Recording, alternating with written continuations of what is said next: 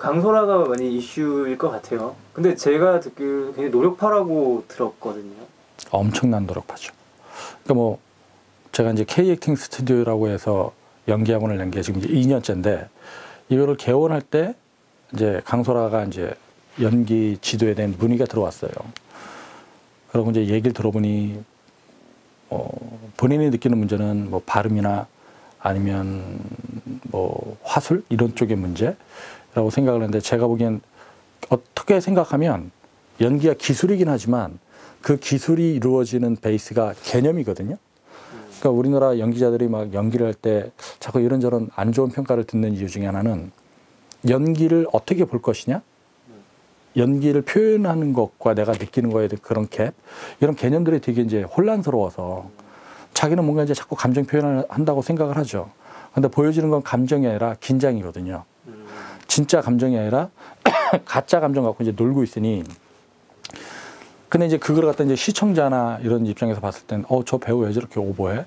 왜 저렇게 뭐 발음이 안 좋아? 아니면 왜 저렇게 소리를 까랑까랑하게 해? 근데 그 배우는 나름 되게 열심히 하는 거예요. 근데 자기는 최선을 다했는데 왜 자꾸 그런 평가를 받지? 이유는 잘못된 방식으로 이제 최선을 다하는 거죠. 근데 이제 소라 같은 경우는 이제 그런 문제들, 근데 소라가 가지고 있는 느낌들은 되게 좋았어요. 이제 학원을 들어올 때도 전혀 남의 집에 오는 느낌 없이, 오, 여기 너무 좋다. 우와, 와, 대박. 막 이러면서 저는 그래갖고 그 모습을 보고 남다르네. 뭐, 내가 여태까지 봤던 연예인들하고 완전 다른 느낌? 그러니까 정말 이렇게 철부지 같고 자연스러운, 그러니까 그 느낌들이 너무 인상 깊었고, 그래서 얘기하는데 되게 조리가 있더라고요. 자기 소신도 뚜렷하고. 그래서 이제 수업을 시작할 때,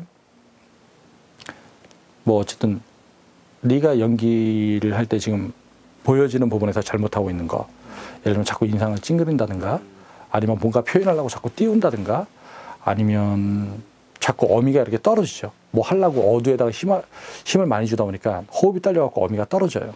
이런 것들에 대한 문제인데, 그거는 어쨌든 네가 가지고 있는 연기에 대한 개념부터 잡아야 된다.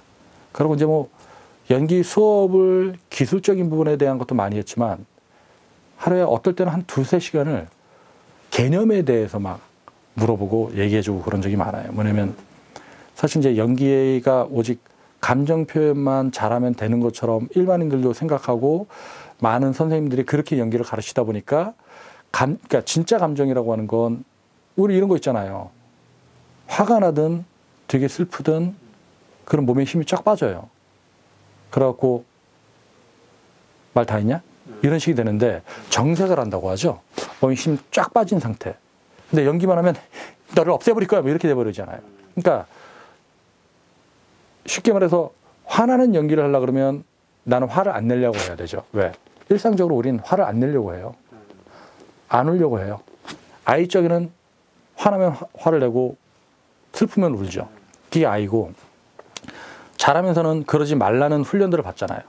그러니까 본능적으로 그걸 안 하려고 하는 게 이제 제2의 본능으로 형성되어 있는데 그것이 우리 일상이잖아요.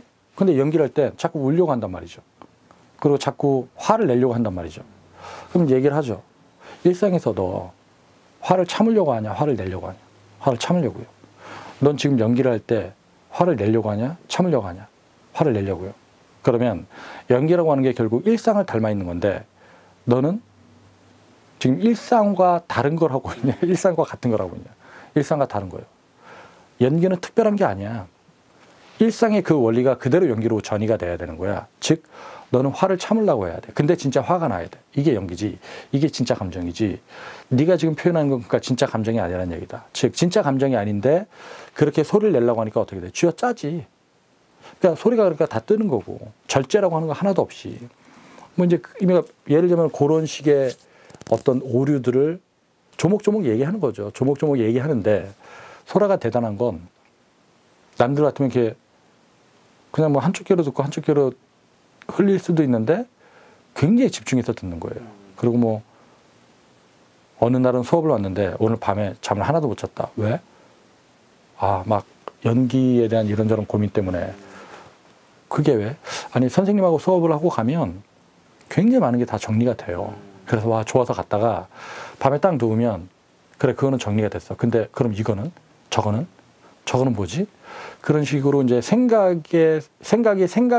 꼬리를 물고 막 낱말처럼 얽히는 거죠. 이제 뭔지 알아요. 나도 이제 그랬던 적이 있었으니까.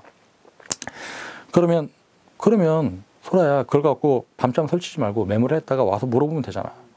그래갖고 원래 이제 수업을 이제 2시간 하기로 했는데 뭐 한 3, 4시간을 간 적도 많고, 왜냐면 정말로 궁금한 거예요. 정말로 자기는 절실한 거예요. 정말로 그걸 알고 싶어 하는 거예요. 그러니까 뭐 그러다 보니까 막 해주면 그걸 이제 쏙쏙 빨아먹어간 제자. 그래갖고 어쨌든 지금 이렇게 연기하는 거 보면 그 티칭을 한 기간은 뭐 한 2달 조금 넘었던 것 같은데, 일주일에 뭐 자주 만나긴 했지만, 근데 그거를 이제 방송을 해나가면서 거의 몸에 익혀가고 있는 것 같더라고요. 이제 그런 것들이 이제 좋죠, 보람되고. 이 생에서 지금 말씀을 들으면서 생각해 보니까 힘 뺀 연기를 잘한 것 같다는 생각이 들어요. 그렇죠. 왜냐면은 관객들, 그러니까 우리 시청자들도 보게 되면 긴장하잖아요. 막 이렇게 실수할까봐 그러고. 근데 되게 편하게 이렇게 잘 했던 것 같아요. 어쩌면 기대치보다 훨씬 잘해서. 네. 그래서 제가 소라를 가르치었을 때가 못난이 주의보 촬영 들어가기 전.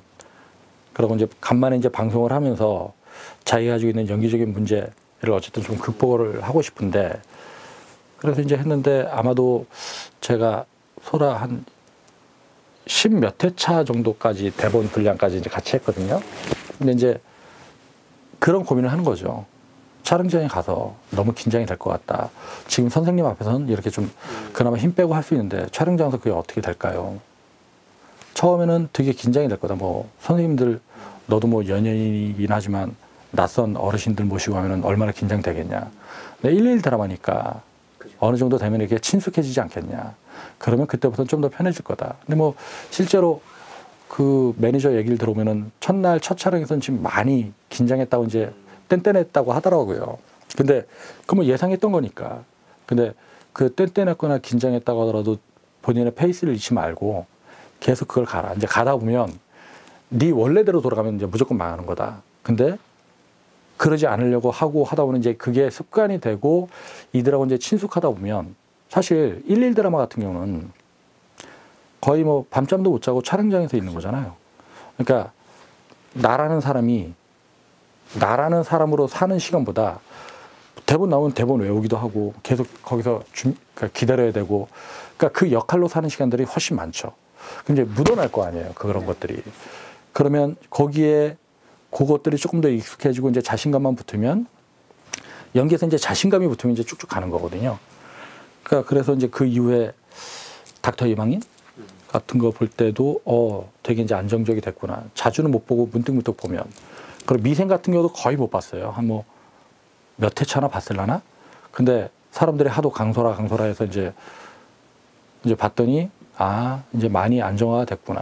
그러니까 뭐냐면 사실 강소라가 이제 맡은 역할들이 크다 보니까 그 주변에서 연기하는 분들이 정말 이게 내공 있는 분들이 되게 많잖아요.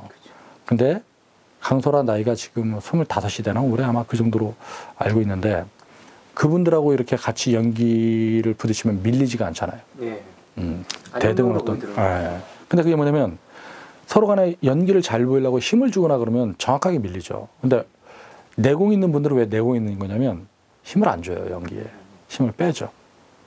근데 젊은 친구들은 자꾸 이제 힘으로 연기하려고 그러면 오히려 그 존재감에 그 힘을 주는 이 사람들이 이제 얇아 보이니까 이게 항상 그 밸런스가 안 맞는 거거든요. 그러니까 그런 부분에서 이제 강소라가 앙상블을 잘 맞추는 거죠.